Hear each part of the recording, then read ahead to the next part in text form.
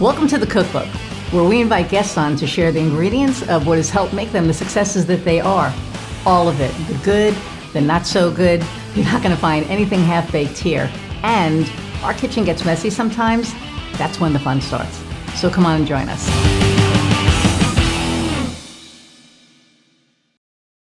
Hey everybody, and welcome to another episode of The Cookbook. I'm your host, Iris Goldfeder, and I'm excited about our guest today, Jen Coyne. We are fellow dames, and you've heard me talk about the dames a multitude of times, and it is, to me, one of the best decisions I've made and one of the best groups that I've joined. So I'm going to read Jen's bio and bring her on. So Jen Coyne is the CEO and co-founder of the Peak Fleet, a values-driven organizational development company with a mission to create engaged teams that thrive together. Jen brings over 25 years experience as a leadership and management expert, IT professional, as well as business background as a CPA and credentialed project management professional to leading the Peak Fleet. That's a lot. It's pretty impressive. Her experience creating and delivering organizational and leadership training and development spans 2 decades, which she now leverages to create the unique, provocative, and thought-leading products and services to inspire purpose-driven, motivated, and engaged employees. The Peak Fleet's core values, products, and services are Jen's top passion area, particularly in leveraging them to help others find their individual authentic life path or develop truly authentic organizational brands. And y'all know how I feel about authenticity. So this is so awesome. You can also listen to Jen each month on KXRW FM's Authenticity Matters, where she digs deep with her guests to help listeners on their authentic journeys. Okay, I'm going to push to be on that. Yeah, so without further ado, let's meet Jen. Hey. Hey there. How are you? Great to be here. I'm thrilled. I'm usually on the other side of the questions. So, it's Isn't other it side weird of when the conversation. So for I think about 8 months, I was just doing the podcast, and then somebody said, "Hey, do you want to be a guest?" And I went, I don't know. I don't know how to be a guest. So I remember the first time it was like being on the other side, and you're like, but I want to ask Yeah. It's like, how do you? I'll try not to turn it around on you. No, you know what? Feel free, because seriously, this podcast it has evolved into whatever it is. So it is for entrepreneurs still. It's still about, the entrepreneurial journey, but I used to be really specific on the questions that I asked and made sure that I got them all in. I don't anymore. I kind of let it go where it goes, because I find being organic and authentic, it just kind of goes and it ends up in a really good place. So If you need to flip it, go right ahead. I'll let you start though. Hey, thank you. I appreciate that. So tell us a little bit about Jen. I know that, actually, you know what? Just tell us about you and your journey, and we'll get into the other. Yeah. I mean, I think you talked a little bit about who I am, what my company's all about, but who am I? What's my identity? I am an artist. I'm a creative person. I've kind of said now that I like creating something new or refining something and using my creativity every single day. That's who I am. I want to make the world a better place. I want to have strong connection with other people, because I think that's pretty much all we have as human beings. That's like the thing that matters. But I started out in a very different place. I started out as an accountant and a finance professional. And that was something that, even as a kid, my dad was a banker. I used to love using the canceled checks and all of that kind of stuff to play banker when I was a kid. And so that was sort of what I pursued, starting in high school all the way through college and doing research and all that kind of stuff. But I came into, an opportunity to manage a team at a very large tech company. and started becoming fascinated with motivating people and what really drives people to, be motivated to excel, to make an impact, all of that kind of stuff, and the value of the relationship orientation versus that task orientation. And so that sort of sent me on this path of being fascinated by what does it mean to be a manager? What does it mean to be a leader, and how to do that really effectively? And and I found that there were places where I could land where that was valued, and places where I landed in the corporate environment where it was all about just getting it done by all means necessary, and less about care for people, care for the relationship, and care for what it means to be a good manager and leader. And that, not to preempt a question, but that is what led me to go out on my own to be an entrepreneur in the organizational development and culture and HR space, is to, I want organizations to be better for the sake of the people that are in them. And that's so important. A lot of my clients are executive coaches, and they coach the executives, but then they also coach the employees. Yeah. Or they find out from the employees, what can your executive do better to serve you? When I was in corporate America, it was like you had a boss and then you were the minion and that was it. And then when I got into management, that's not what I did. Like, I vowed that I would never treat my employees like any managers ever treated me. Right. And I said, you're not my employees, you're my team. Yeah. And that was 20 something years ago. And they were kind of like, what? Yeah. And I said, I trust you until I can't. That's just my biggest thing. And I hate to say, give somebody enough rope to hang themselves with. I hate that saying. It's terrible. But really, I would do that. I would let them prove themselves. And either they proved themselves trustworthy or they didn't. I mean, trust is foundational, right? That is the absolute beginning of any team process, is creating a trusting environment amongst team members, right? Not just with leadership, but also amongst each other, right? Because you can't foster the kind of dialogue, you can't foster healthy conflict without a trusting foundation. And so absolutely, you have that's the first step to any good relationship, is building trust and maintaining that trust. And it was funny because there was one person, I'm not going to mention her name just in case she's listening to this for some weird thing, be like, oh, yeah. But years ago, I was working for this company, and they hadn't had a manager in about 6 months. So I came in, and during my interview, they had me interview with the employees, which was like, oh, crap. Okay, this is different. Yeah. And I told them, like at that interview, I said, this is how, I lead. I said, I don't run things. I try to lead, and I try to help you grow. And, and I said, I trust you until I can't. And so I got the job, obviously. And then about 8 months into it, and it was summertime, my boss called and said, yeah, I'm supposed to be giving this presentation tomorrow down in Chicago, but I can't make it. You need to do it. I never looked at a PowerPoint presentation, never mind doing a presentation. So I was like, oh, no, I can't. No, I mean, I don't. She said, you've never said no. I'm like, I don't even know how to work the damn program. She said, and we didn't have Zoom back then or anything. Right. So, so she's literally over the phone walking me through this thing. And I said, okay, fine, I'll do it. So I was up till 2:00 in the morning practicing on old PowerPoint. And I was like, oh my God. So I do the presentation. And well, let me preface it by saying that morning I got a call from one of my employees saying, or team members saying, I'm really sick.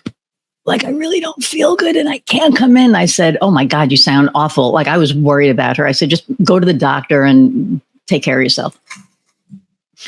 So I do the presentation. It was one of the most stressful things that I've ever done, because this is in front of like these leaders of the company and all this stuff. And I'm like, I'm sitting in for so-and-so, and I've never done this before. So I'm just telling you, I'm reading the slides. I have nothing up here. So I'm just reading what's on the slides. And it went really well.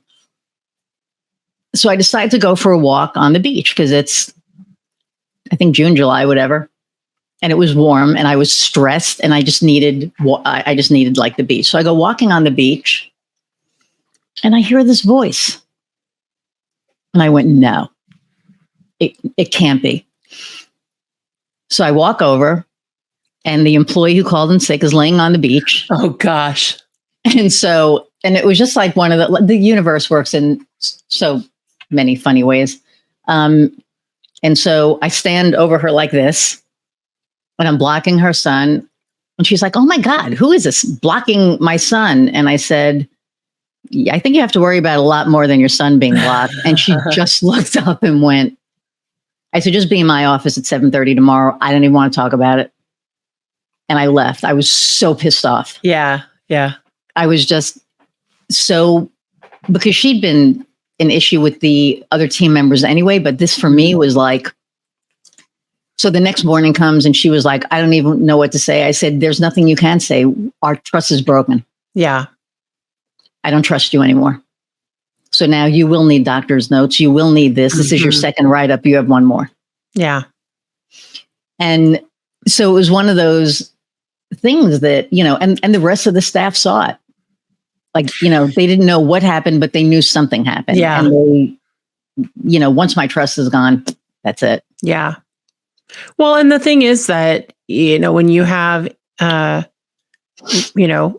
this case, it's an employee manager relationship, there's expectations on both sides, and the team sees it if you don't do something about it.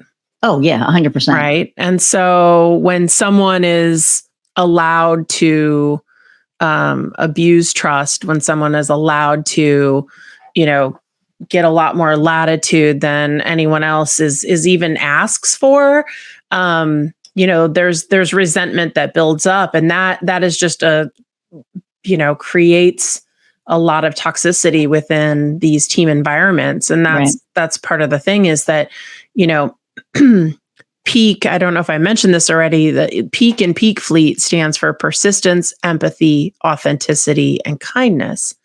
And I always think of these things sort of in tension or maybe in harmony, depending on the lens you're looking at it with one another. In that, like, we started the PEAK Fleet, we said persistence, in business, it's necessary. As an entrepreneur, you've got to be resilient and persistent, perseverance, all of that kind of stuff.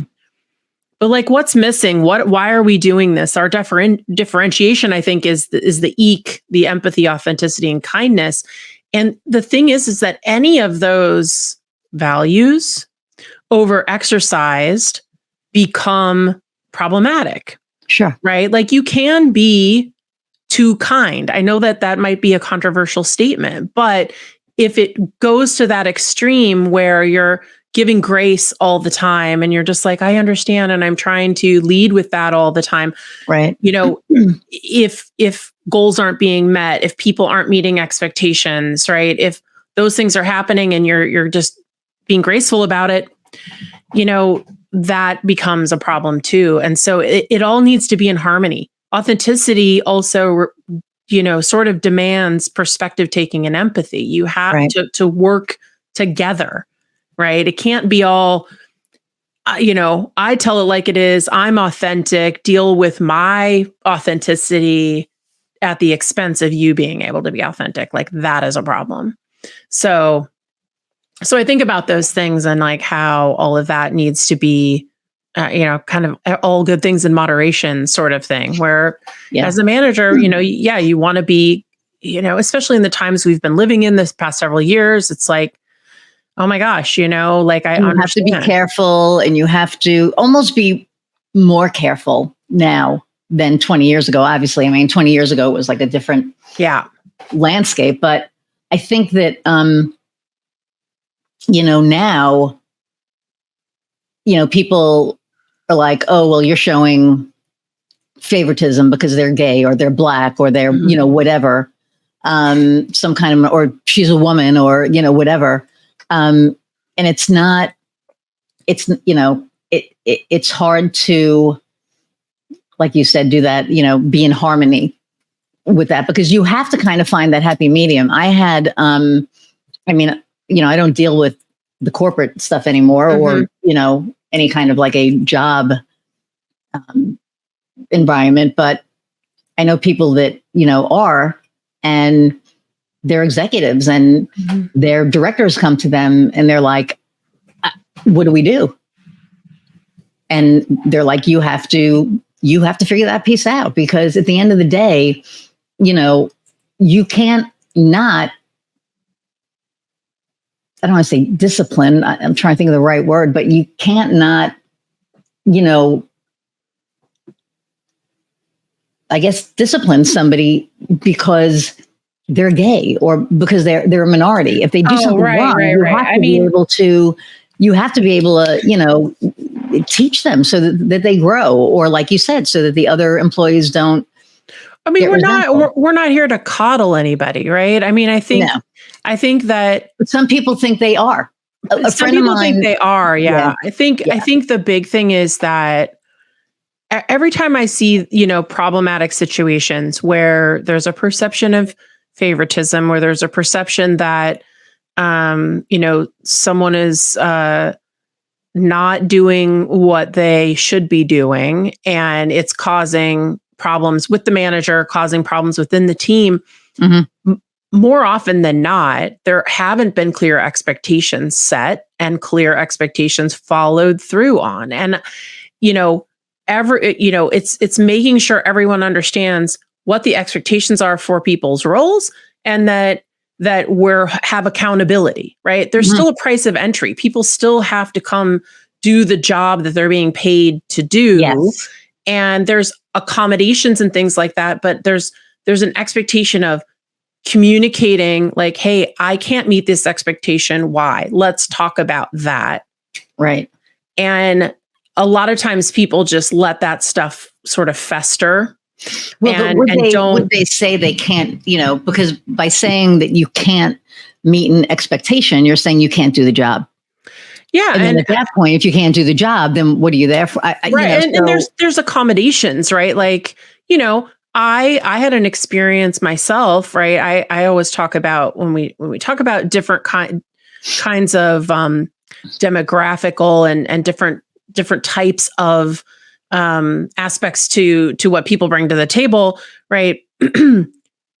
People have differing abilities, and some people say you have a disability or need something for an accommodation. And I went through a period of time where I was having really bad neck and shoulder pain as a result of ergonomic issues, things like that. And it was so severe that I couldn't type for a while. Wow. And I was falling behind because I was in pain, I was struggling. And that was a point where, I had to basically have a workers' comp situation. But the big thing was, getting that accommodation, being upfront and saying like, I'm falling behind because I'm in pain, because this is happening to me. And what can we do about it? Because it's not an intention of mine to not meet the expectation, but like physically I'm having this problem. And so working through that, I had got some administrative help. I got, they paid for me to have speech to text, because at the time it wasn't like prevalent to have Siri and things like that, to help me out. Right. And so, I always think about differing abilities, that this is a group that anyone can join at any time, because you can have an injury happen, you can have some sort of illness happen, things physically change for people, right? Mentally change for people, right? And I've had employees that have, different types of mental illness, like issues and things like that, medications that are being dialed in and changed.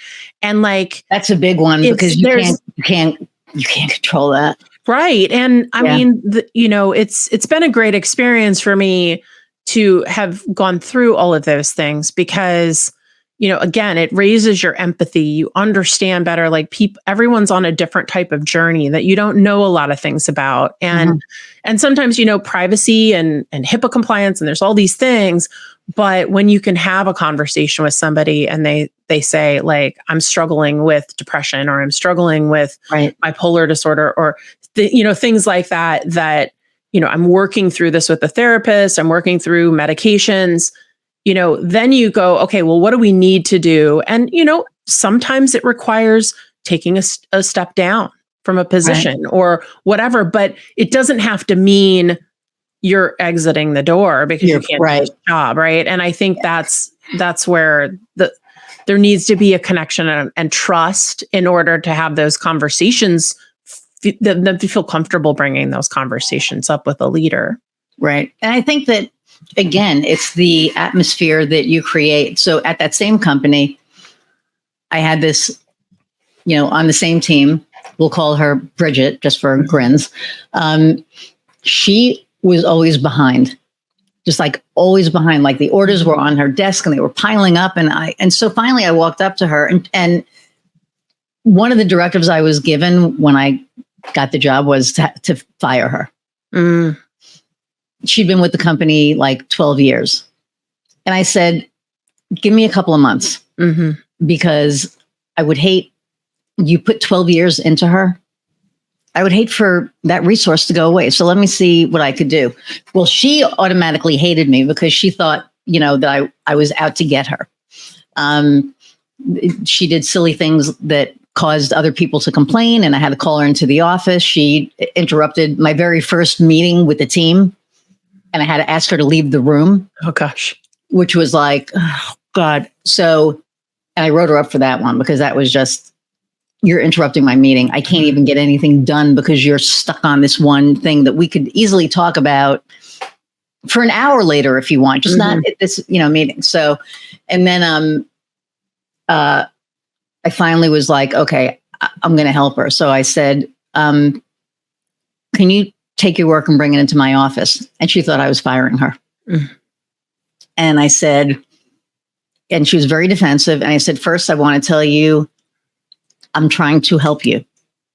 So if you have a defensive wall, knock it down right now, because that's not what this is about. This isn't me calling you in here to fire you. This is me calling you in here to figure out what's going on so I can help you. Right. And then I was looking at all of her orders and I was looking at emails that I, had access to. And I said, okay, this order came in last week, but it doesn't have a delivery date until 3 weeks from now. So what she was doing was, as the orders were coming in, she was trying to fulfill them. Oh, gosh. And it's like, no. And we were a comm company. This was like, you need to prioritize. So I said, okay, so here's the email. Let's match it with the order. And so I got her completely. And if my wife, well, she knows the story, but now she'd be like, how the hell did you do that? Because I'm probably one of the most disorganized people. That's like another story. I can help other people. I can't help myself. And I said, what you need to do is when an email comes in, don't think about the date that it came in.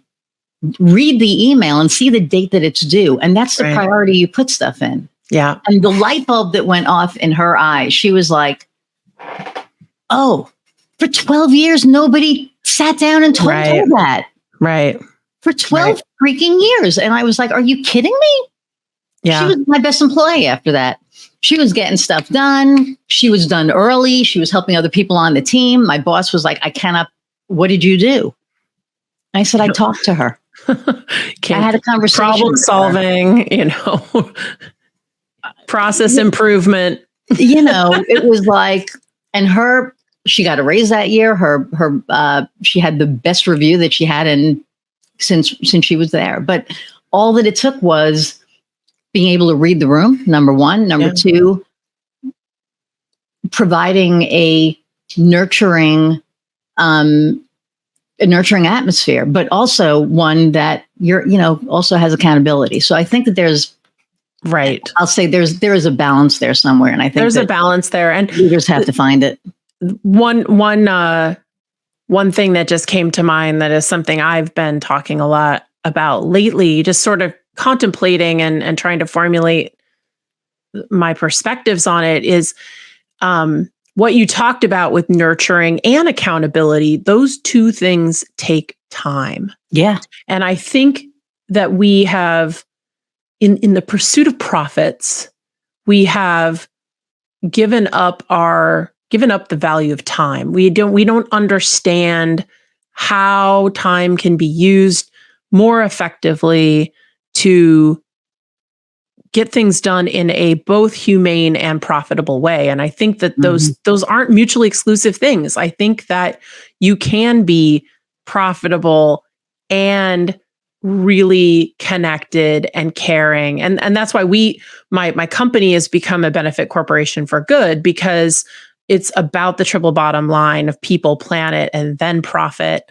And we're trying to squeeze all that productivity. We're trying to squeeze all the profit out of things that we do in that sort of corporate environment. Right. And it's actually counterproductive a lot of times. Take the time to understand what's going on, to connect with the person and to help someone solve their problems. That is going to be more profitable, right? Like you said, like she became the high end, she was engaged employee. Literally, the top producer, because she was like, oh, not only, oh shit, I got this, but somebody has my back. Right. So you built the trust, you created that sense of commitment to the goals. Yep. And all of that took some time. And I feel like we deprioritize spending time on these things that matter because they aren't like it's woo-woo, it's touchy-feely, like that's our perception. Woo-woo.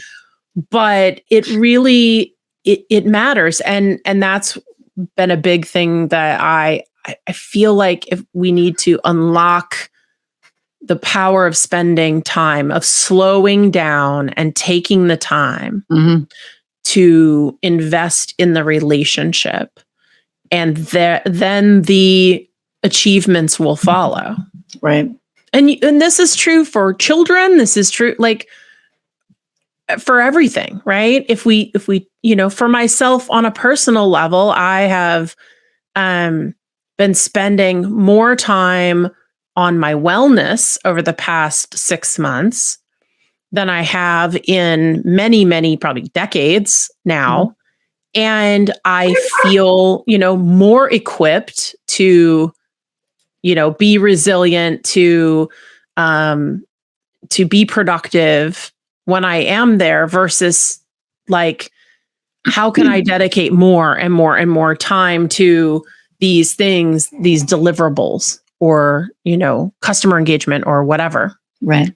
So that's been something that I'm unlocking. And I feel like slowing down, taking time to have connection with people, that's where it's at. Oh yeah. It's, first off, it's all about relationships, whether it's in a corporation, whether it's like my business is built on relationships. I've had people that are like, why do you need to know everybody you work with?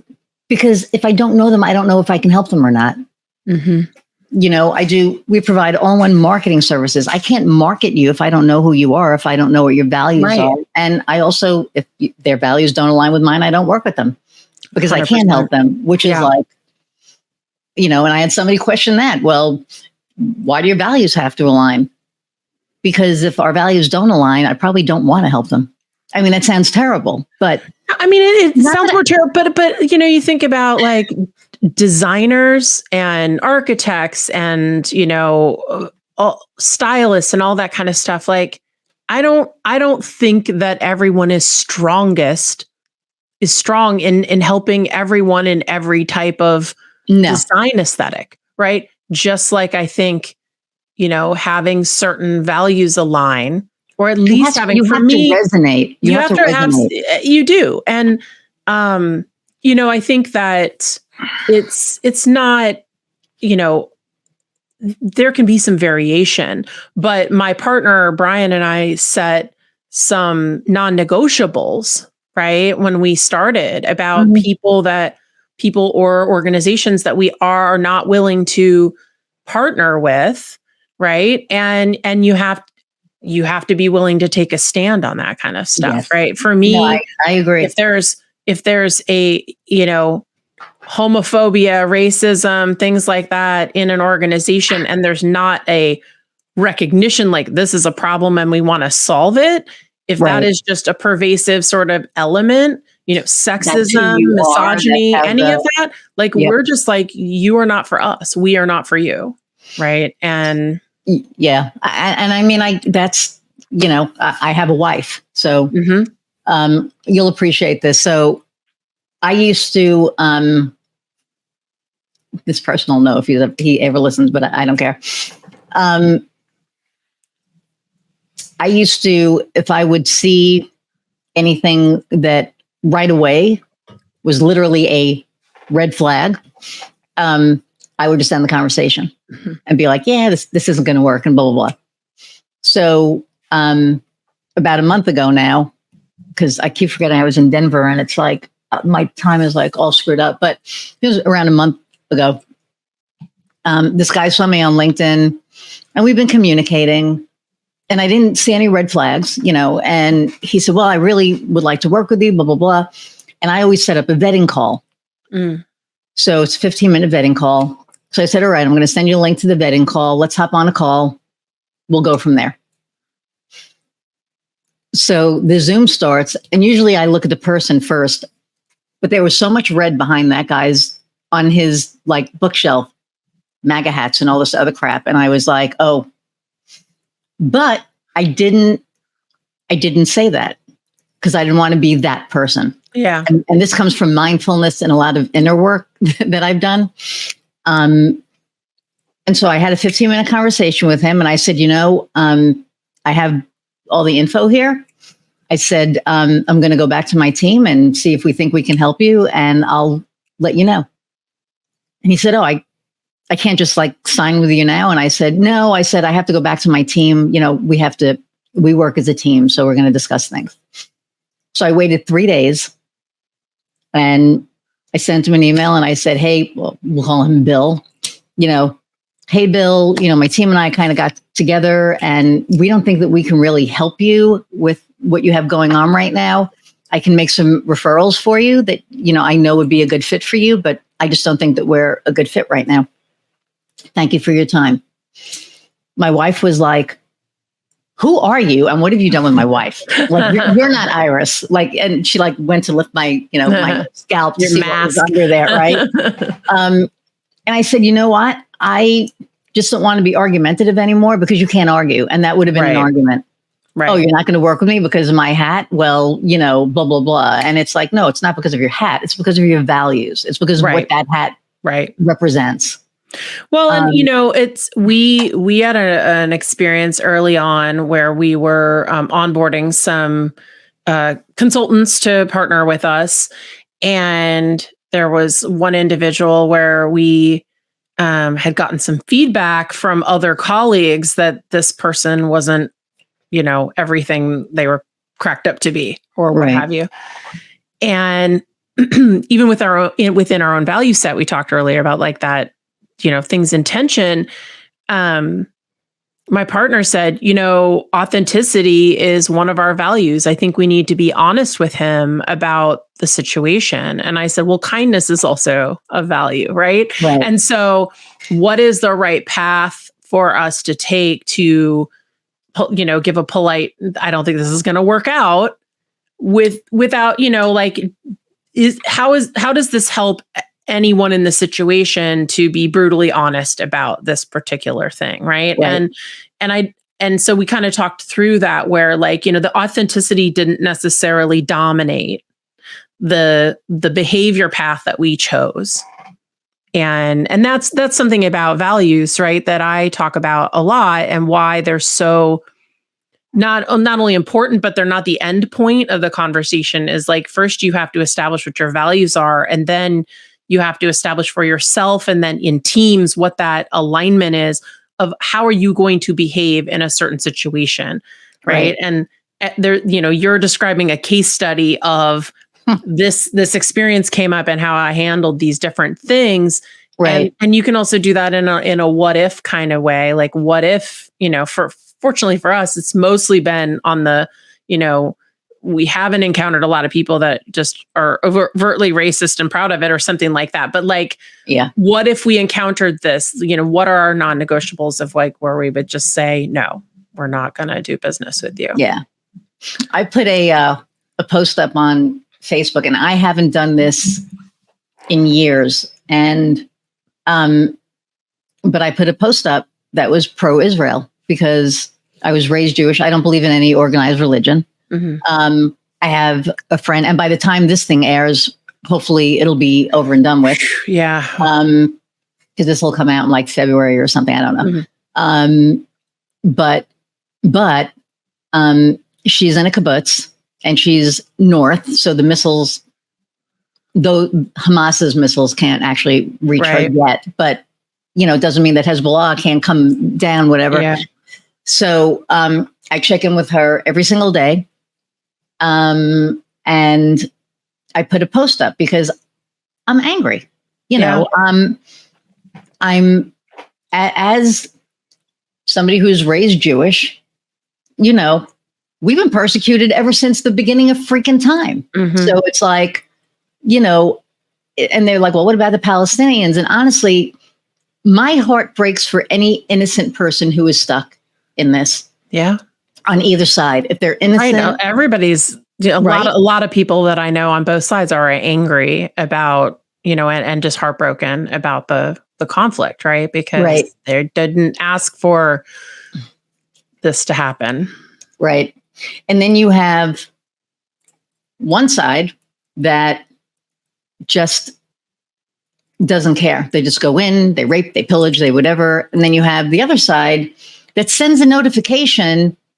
You want to evacuate your people because this day at this time, we're going to be dropping bombs. Now, is it right that they're dropping bombs? I mean, no, but they have to protect themselves, right? So it's like, but they're giving people notice. I've never heard of anything that, and not only did they give notice, but they gave the path that they should take. If you take this path, you'll be out of harm's way within a 3-hour period, whatever. But I put a thing up and I was like, people are losing friends that are Jewish and they don't know why. It's because they're not saying anything. They're being quiet. They're mm-hmm. not standing up for what they say they believe in. Mm-hmm. So you can tell me behind closed doors that, I think that Hamas is evil and blah, blah, blah. But if you don't talk about it, if you don't say something about it, then to me, it's performative. So it was a risky thing. And my friend said that was brave. I said, it's not brave. I'm standing by a friend and I'm going by my history.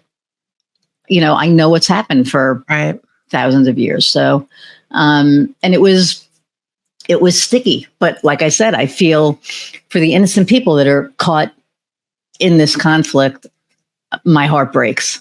Yeah. And I mean, you have to be true to your values, mm-hmm. true to yourself. And, each of us aren't for everyone. And so, I think it's finding your, some people say tribe or your group, that aligns with you. And, I certainly am on the side of, I want peace. I don't want there to be 100%. Harm, all of that kind of stuff. And, innocent people being brought into things is terrible. But yeah, I mean, I think I feel like the values is an important pathway. And honestly, I think we ask so many people, we've met with thousands of people over the last 7 years and talking about values where people kind of think that sometimes people think that they know what their values mm-hmm. are, but more often than not, when you ask, have you defined your values, people will say no. And so then when we go through that process of uncovering that, it is so incredibly powerful for people to discover what matters to them mm-hmm. and think about how that fits in with their day-to-day decisions, and then sharing that with each other, whether you're sharing it amongst family members, friends, within teams. It's so eye-opening, and it creates a conversation by which you can explain why you made decisions or why you have certain behavior. Right. And I am not a fan of a lot of the political theater that we see happening these No, days. it's so I old. don't think that theater is rooted truly in any sort of authentic values for people. I think it's just grandstanding, and I would love to see the conversation evolve to more sincere expression of what matters to you. And so, if you are pro this or anti this or whatever, you can explain it to me based on your values. Explain to me why you feel that way based on your values. And if you can do that in a way that is not hypocritical, that then I have a certain level of respect for you holding your ground on that. I'm not particularly religious person. I was raised religious, but that's not foundationally where I come from. Right. But I can say values transcend a particular religion. It's a human experience thing. And we have this moonshot of like, I would love to do our values exercise in Congress, because how enlightening would it be for everyone to just be honest and open about what really matters to them? I'm sorry, we say honest and open in Congress in the same sentence, and that's just like. But I will say that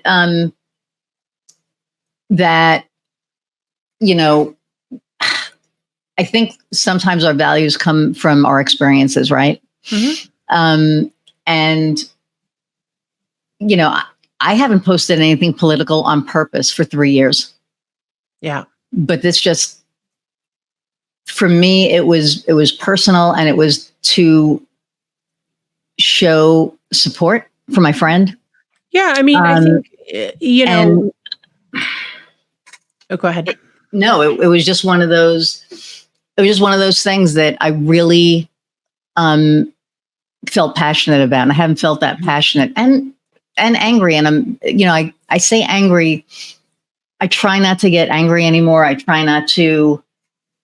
Any of that. But on the flip side, when I see people that I love affected, just like on the other side, they're seeing people that they love affected, I get it. Mm-hmm. I have to kind of take a stand, and it was hard. It was hard writing it, but once I started, it was like I couldn't stop. It just like kind of went, and it was like, because she had shared an article with me that just hit. So I shared that with my thoughts behind it. And yeah. I mean, I think, we've all experienced over the last 3-4 years now with, George Floyd's murder and things like that, where just incomprehensible situations. And it's hard sometimes to know when to speak out, when to speak up. And I think that, what I've tried to avoid is centering myself on the conversation and how it's affecting me. It's more about how can I be supportive? Mm-hmm. How can I, make anyone being harmed, feel safe and less harmed? And how do I help?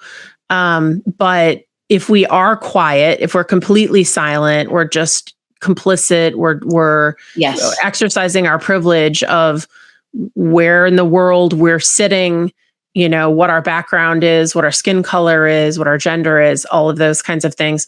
And that's not helpful either. So it's hard to know, what to say and how to speak up. And I think, as long as we're trying to have a compassionate conversation, then that's what matters.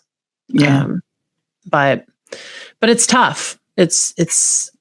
And in business, it's tough. We have companies that have DEIB, initiatives, and small businesses that have DEIB initiatives, and some are actual initiatives and some are performative. Uh-huh. But I only hope that we start getting better instead of, that the road starts getting a bit more on the compassionate side than on the other side. And as entrepreneurs, I mean, I think that's like it's a huge thing, because we, like you said, we decide who we work with, who we don't work with, but I think we can also make a difference. We can. And that's why, I am a huge proponent of people becoming benefit corporations in whatever pathway you choose to do that. I am associated with a organization, a nonprofit called Benefit Corporation for Good, and they certify organizations, and we do networking events. And we also actually have, we are working on looking at the United Nations top 15, initiatives for kind of a better world. And we are choosing ones that we think we can make a difference on. And so as an entrepreneur, there's accountability every year. We write a, social responsibility report, and we have to evaluate ourselves. And even for a very small company like I, am a part of, we hold ourselves accountable to, little things like we have our peak values card deck that we sell comes from the manufacturer shrink wrapped, which, is good to know that it's brand new and pristine and all of that, but it adds plastic to the environment, which bothers me. So, so one of the things we've done is there's a recycler here in Portland that called Ridwell that will take, any kind of shrink wrap, cling wrap, bubble mailers, all that kind of stuff, and recycle them. And so we've made a commitment to having that service for ourselves personally and for our business, and to also advocate for more of that as sort of our plastic offset or something like that. Right. And this again comes back to my soapbox about people of taking the time, because you have to take the time to hold yourself accountable, to evaluate these things, and to come up with an action plan and to execute that action plan. And all of us are like, oh, I got, I'm coming from a place of the privilege of like, I don't have monetary scarcity to a point where I'm desperate for just like, I got to make money. Right. But, at the same time, it's like, it's not this means justify the ends. Like, I have to feel like I'm in congruence with what matters to me. Right. But that takes some patience and time to be able to work through those things. Yeah. So to bring this back to entrepreneurship. Yeah. I don't want to say, I guess at this point, what advice do you have for somebody who's thinking about becoming an entrepreneur, especially with everything that we've just talked about? Right? Yeah. So, I mean, I think, so there's a few things. I think, first of all, if you're an entrepreneur, there's three, I've always heard this research that there's top 3 reasons why startups fail. Number 1, no product market fit, right? Like, you're offering something no one's buying what you're selling. But that's important, right? Number 2, you run out of money. Obviously, like that, again, like if you're in a scarcity situation, that's going to cause a problem. But number 3 is team. So my advice is, if you're starting something up, if you can find a co-founder, I think having the diversity of skills, having someone to, that's got your back, that you can partner with, like that has been invaluable for me. My partner, I love him. He has truly like a brother. He is, when I'm struggling, I can go to him and vice versa.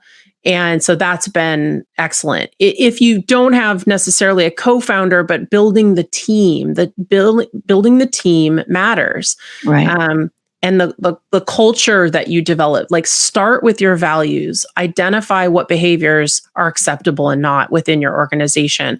Because if you're going to be more than a team of one, you have to be able to work together, and these are foundational things. And people often wait too long because getting to that product to market becomes the most important thing at the expense of number 2 and number 3 and number 4 through 10, right? Of the reasons why you're going to have problems. And so that's part of my advice. Ask for help. And I think as women, a lot of times, women leaders, we struggle to ask for help because we want to be strong and independent and do it. And I've really worked through, trying to ask for help. And, it's asking for help becomes this thing of, in these tougher times we have, like all we have is community, right? Build your community, rely on that community. Because they're going to be there to, help you out in kind if you're helping out in kind. And that's where I've found that community through BCFG for sure with the benefit corporations. Like we support each other, we help each other in whatever ways we can. That's awesome. Yeah, for me, it's always about, finding, I say your tribe, right? Finding, the people that will have your back, you'll have theirs. Yeah, and I see that, on through the Dames, it's been really great to see like on Facebook, the dialogue, and anytime someone has a call to action or help needed, people are right there. That's right. And that's what you need in this time and in this space in entrepreneurship is we need to help each other and not view it as so competitive, right? Like I even look at folks that do the exact same things that we do. Right. There's still there's so much space. Like there's so many conferences to speak at. There's so many people to serve. Like let's help each other because there's more than enough work to go around in this space. Yeah, absolutely. So, no. And I say that all the time. It doesn't have to be competitive. It can be collaborative. And that's what I love about the Dames. Did you go to the conference? I didn't. I didn't think so. I was in Europe. I was in England actually for 2 weeks up until the day before. And so it just didn't work out this year. But I heard it was great. And I hope I can attend a different one. Next year. Yeah. It was amazing. And we'll talk about that off. We're going to be at an hour and 10 minutes. But the community again, that's just, I think is really, is a big deal. And it's essential. I mean, you had one of the like prompt things you had asked about was, as an entrepreneur, do I miss being in a corporate environment? And I think it's not corporate in particular, like it could be, a nonprofit organization, but I miss a larger organization sometimes for that expansive collaboration that's possible. Right. And also for the infrastructure and support. Like every time we have a massive IT glitch in my company, we don't have IT people for the most part. Sometimes we hire contractors, but I don't have an IT person on staff. So something comes up and we're just like, why isn't this working? I miss the infrastructure elements of a larger just putting in a support ticket. Hey, this is broken. Fix it. Yeah, no, I get that. I get that. Although, but I don't miss the competition. I don't miss the negative aspects of what it was pretty could be very cutthroat in the tech industry. And I don't miss that aspect. But in any industry, I mean, I think that any any industry, there's always, it doesn't matter, what it is. There's always this, competitive edge. And as much as we want to, say that, well, corporate is getting different and they're getting, kinder. There are still people who are vying for jobs, and the people that are vying for jobs, they want that job. And so I don't know what's going on with my internet. I'm on a delay here a little. But I hate when, well, not hate, but I don't like trashing corporate, because I think that for some people it works out great. Yeah. I mean, it's, the other question I think we want to address is, the difficulties of being an entrepreneur. And for me, I like the creative side. I like the product and service development side and the delivery side, but client acquisition, customer acquisition is a struggle for a lot of us. And sometimes, I remember before I did this, before I left the corporate environment, someone who had been out on their own came and worked at our company, and they were like, it's hard to hustle, it's hard to make a buck. And sometimes it baffles me in larger companies how, the salaries that people can make, and there's still a profit to even be had. Because, make it right.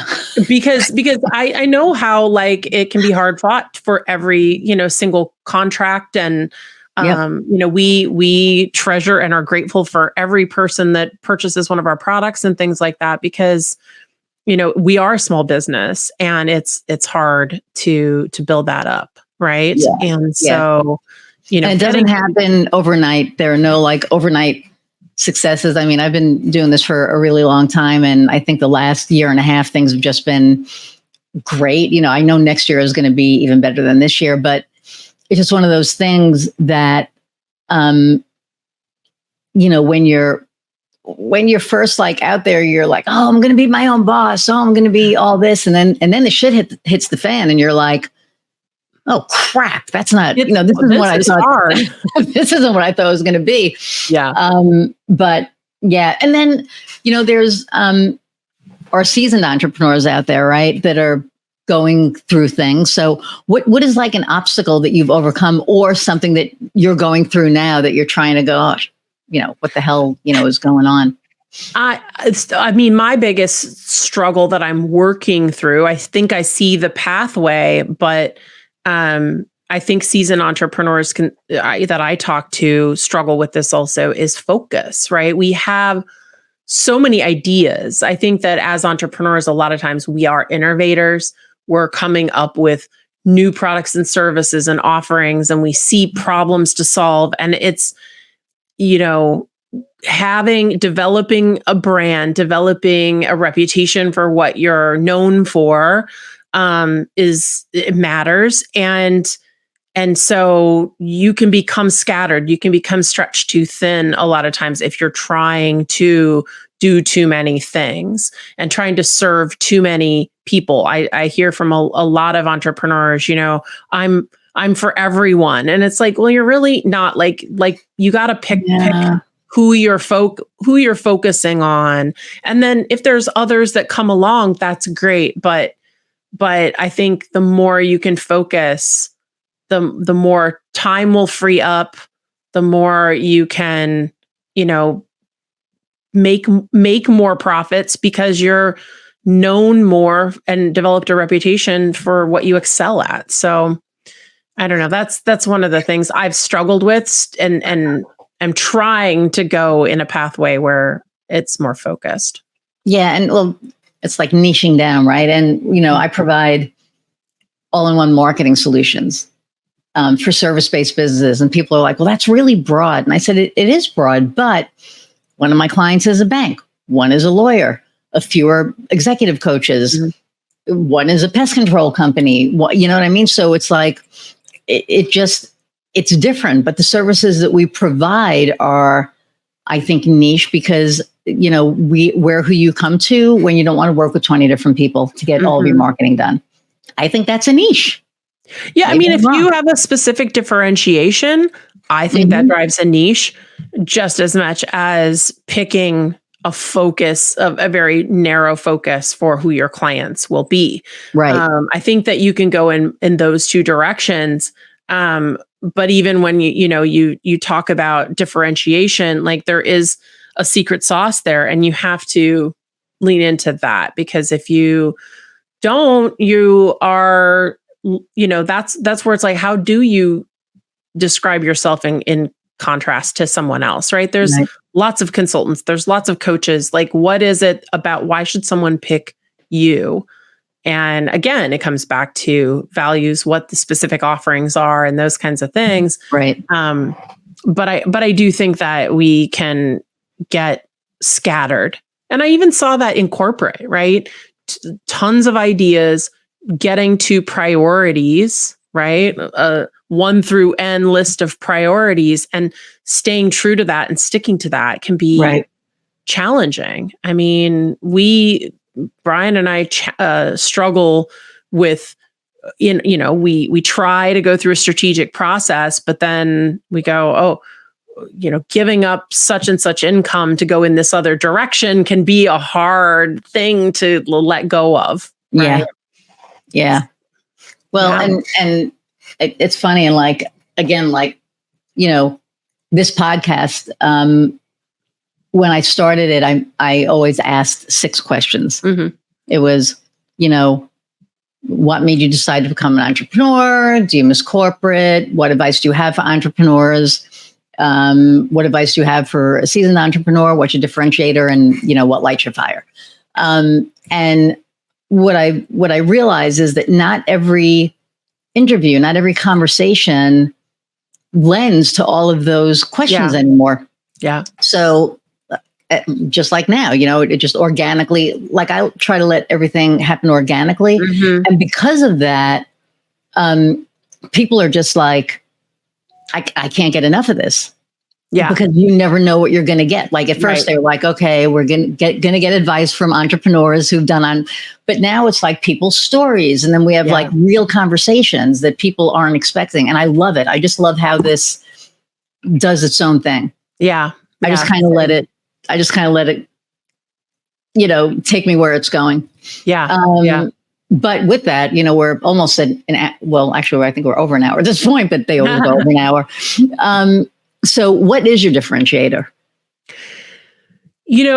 For our overall business, I think that it's the blended experience of managing and leading organizations. Like, we've been in the trenches with that understanding of the best practices of HR, combining that with our business savvy really puts us in a unique position to, identify with the kinds of clients that we serve and be able to give them a practical prescription for things.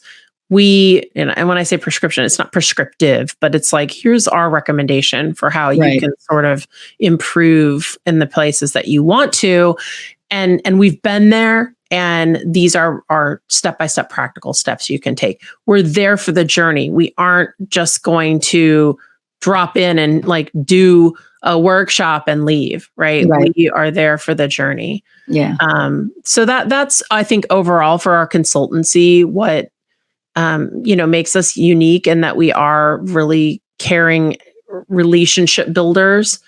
But where my passion lies, what does really light my fire, I think that was one of your questions you've asked. You're not allowed to say that yet. No, don't say it yet.